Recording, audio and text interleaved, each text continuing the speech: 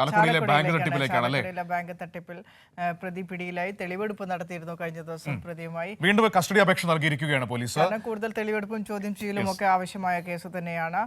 റിജ ആന്റണിയെ ഇന്ന് കോടതിയിൽ ഹാജരാക്കാൻ നിർദ്ദേശമുണ്ട്. കസ്റ്റഡിയിൽ വാങ്ങണമെന്നുള്ള പോലീസിന്റെ അപേക്ഷയും ഇന്ന് കോടതി പരിഗണിക്കും. എത്ര ദിവസത്തെ കസ്റ്റഡി അടക്കമുള്ള കാര്യങ്ങളൊക്കെ നമുക്ക് തിയോഫിനാണല്ലേ നമ്മളോടൊപ്പം ചേരുന്നത്. വാർത്തയുടെ വിവരങ്ങളുമായി തിയോഫിനോട് ചോദിച്ചറിയാം ഇയാൾ അടുത്ത നീക്കം എന്താണ്, ഇന്നലെ തെളിവെടുപ്പിൽ എന്തൊക്കെയാണ് ഇയാൾ വ്യക്തമാക്കിയത്, വിശദമാക്കിയത്, അങ്ങനെ ഒരുപാട് കാര്യങ്ങൾ നമുക്ക് അറിയേണ്ടതുണ്ട്. ഏതായാലും ആ കേസ് വളരെ വേഗത്തിൽ പോലീസ് പിടിച്ചു വരുന്നതാണ് അതിന് ഏറ്റവും പ്രധാനപ്പെട്ട കാര്യം.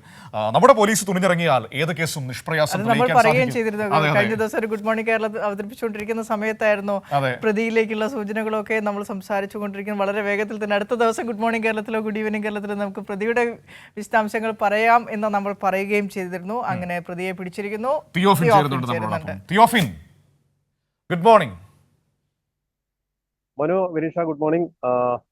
ഈ കേസിലെ, അതായത് കേരളത്തെ ഞെട്ടിച്ച ഈ ബാങ്ക് റോബറി കേസിലെ പ്രതി നിലവിൽ റിമാൻഡിലാണ്. വിയ്യൂർ ജില്ലാ ജയിലിലാണ് ഇപ്പോൾ പ്രതിയുള്ളത്.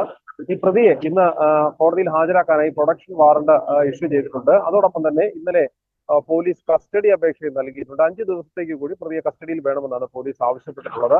കാരണം പ്രധാനപ്പെട്ട തെളിവെടുപ്പും ഈ കവർച്ച മുതലും കണ്ടെടുത്തെങ്കിൽ കൂടി കുറച്ചുകൂടി തെളിവെടുപ്പും അതുമായി ബന്ധപ്പെട്ട മറ്റു കാര്യങ്ങളെല്ലാം ആവശ്യമുണ്ട്.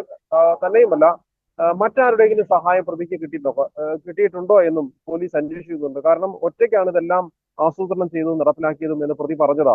പോലീസ് അത് പൂർണ്ണമായും വിശ്വസിച്ചിട്ടില്ല. കാരണം ഇപ്പോഴും എന്തെങ്കിലുമൊക്കെ സഹായം ആരുടെയെങ്കിലും ഭാഗത്തുനിന്ന് കിട്ടാതെ ഇതുണ്ടാവില്ല എന്നൊരു സംശയം പോലീസ് ബാക്കിയുണ്ട്. അതും കൂടി സ്ഥിരീകരിക്കേണ്ടതുണ്ട്. അതോടൊപ്പം തന്നെ ഈ 15 ലക്ഷത്തോളം കവർച്ച ചെയ്തതിൽ കുറച്ച് പണം ഇയാൾ ചിലവാക്കിയിട്ടുണ്ട്. ഒരു 10,000-ന് രൂപ ചിലവാക്കിയിട്ടുണ്ട്. അത് എങ്ങനെയാണെന്നുള്ളതിന്റെ കുറച്ച് വിശദാംശങ്ങൾ കിട്ടേണ്ടതുണ്ട്. ഒപ്പം ഇയാൾ സഞ്ചരിച്ച വഴികൾ, ഈ കൃത്യം നടപ്പിലാക്കുന്നതിന് മുൻപ് കുറച്ച് ദിവസങ്ങളായി പലതവണ ഈ ആസൂത്രണം നടത്തിയിരുന്നു ഇയാൾ പല രീതിയിൽ. അതിൽ പ്രധാന സംഭവങ്ങളൊക്കെ പോലീസ് നേരത്തെ തന്നെ പറഞ്ഞതാണ്. കാരണം സംഭവം നടക്കുന്നത് വെള്ളിയാഴ്ചയാണ്. വെള്ളിയാഴ്ച നടന്ന ഈ കവർച്ചയ്ക്ക് മുൻപായി, അതിന് മുൻപത്തെ ചൊവ്വാഴ്ച ഇയാൾ ഈ ബാങ്കിന്റെ ഇതേ ശാഖയിൽ തന്നെ എത്തിയിരുന്നു. ഒരു ATM കാർഡ് തകരാറിലാണെന്ന് പറഞ്ഞ് എത്തുകയും ബാങ്കിന്റെ സാഹചര്യങ്ങൾ, സുരക്ഷാ സാഹചര്യങ്ങളൊക്കെ നിരീക്ഷിച്ചു. ബാങ്കിന്റെ വാതിലുകൾ എവിടെ, ഏതെല്ലാം ഭാഗത്ത് ഏതെല്ലാം മുറികളാണ്, അതോടൊപ്പം തന്നെ കൗണ്ടർ എങ്ങനെയാണ്, കൗണ്ടറിലേക്ക് എങ്ങനെ കടക്കാം എന്നതെല്ലാം പ്രതി നോക്കി വെച്ച ശേഷമാണ് അവിടുന്ന് മടങ്ങിയത്. അന്ന് തന്നെ സാധിക്കുമെങ്കിൽ ഒരു കവർച്ച നടത്താമെന്നുള്ള ഒരു ആലോചന പ്രതിക്ക് ഉണ്ടായിരുന്നുണ്ട്. പ്രതി പിന്നീട് പോലീസിനോട് പറയുകയും ചെയ്തു.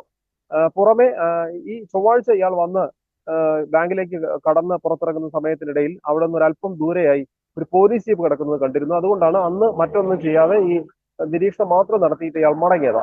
അതിനു മുൻപ് തന്നെ ഈ ബാങ്ക് ശാഖയുടെ എതിർവശത്തുള്ള പള്ളിയിൽ പലതവണ വന്ന് ബാങ്കിലെ ചുറ്റുപാടുകളൊക്കെ നിരീക്ഷിച്ചിരുന്നു. സ്ഥിരമായി പുറത്ത് ഒരു സുരക്ഷാ ഉദ്യോഗസ്ഥനെ പകൽ കാണാറില്ല എന്നതും ഇയാൾ അത് മനസ്സിലാക്കി വെച്ചിരുന്നു. അതോടൊപ്പം ഒരു ലഞ്ച് ബ്രേക്കിന്റെ ഒരു സമയം, അതെല്ലാം കൃത്യമായി തന്നെ മനസ്സിലാക്കി വെച്ചുകൊണ്ടാണ് പോയത്. ബാങ്കിന്റെ ഉൾഭാഗം മനസ്സിലാക്കാനാണ് പിന്നീട് ചൊവ്വാഴ്ച എത്തിയത്.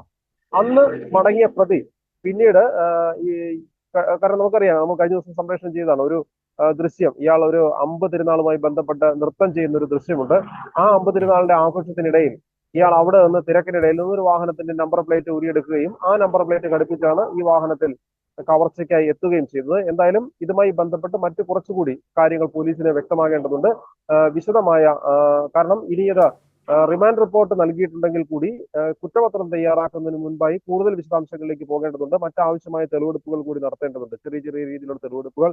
ഈ പ്രതി എവിടെയെല്ലാം ഈ സമീപകാലത്ത് പോയിട്ടുണ്ട്, ഇതുമായി ബന്ധപ്പെട്ട അല്ലെങ്കിൽ മറ്റാസൂത്രണമോ അല്ലെങ്കിൽ ഈ ഒരു ലക്ഷ്യം ഉള്ളിൽ വെച്ചുകൊണ്ട് എവിടെയൊക്കെ യാത്ര ചെയ്തു, എന്തെല്ലാം കാര്യങ്ങൾ നടപ്പിലാക്കി, ഇതിനുവേണ്ടി എന്തെങ്കിലും സാമഗ്രികൾ ശേഖരിച്ചിട്ടുണ്ടെങ്കിൽ അത്, അതോടൊപ്പം തന്നെ മറ്റാരെങ്കിലുമായി ഇത്തരം വിഷയങ്ങൾ ചർച്ച ചെയ്തിട്ടുണ്ടെങ്കിൽ അത്, ഇതെല്ലാം പോലീസിനെ കണ്ടെത്തേണ്ടതുണ്ട്. ഇതെല്ലാം ഉൾപ്പെടുത്തിയാവും കുറ്റപത്രം സമർപ്പിക്കേണ്ടത്. അതിന് മുന്നോടിയായിട്ടാണ് ഒരു 5 ദിവസത്തെ കസ്റ്റഡി കൂടി പോലീസ് കസ്റ്റഡി പോലീസ് ആവശ്യപ്പെട്ടിരിക്കുകയാണ്. 5 ദിവസത്തെ കസ്റ്റഡിയാണ് ആവശ്യപ്പെട്ടിരിക്കുന്നത്. നമുക്ക് നോക്കാം കോടതി അത് അനുവദിക്കുമോ എന്ന കാര്യം നമുക്ക് ഇനി വരും സമയങ്ങളിൽ തന്നെ അറിയാം.